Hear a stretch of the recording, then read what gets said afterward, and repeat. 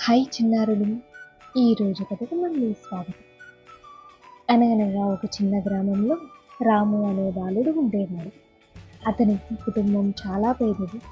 ఇంట్లో విద్యుత్ కూడా ఉండేది కాదు. రాత్రి అయ్యాక రాము ఒక చిన్న నూనె దీపం వెలిగించి చదువుకునేవాడు.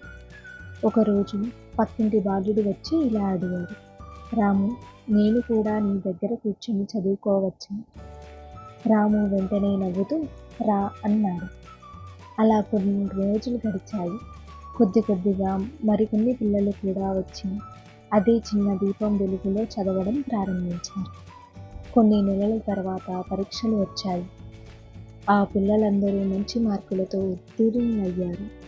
గ్రామస్తులు ఆశ్చర్యపోయారు. అంత చిన్న దీపం ఇంత పెద్ద మార్పు తీసుకొని వస్తుంది అని అప్పుడే అర్థమైంది అందరికీ. కావున పిల్లలు, జ్ఞానం ఒక దీపం లాంటిది. పంచుకున్నంత ఎక్కువగా వెలుగునిస్తుంది.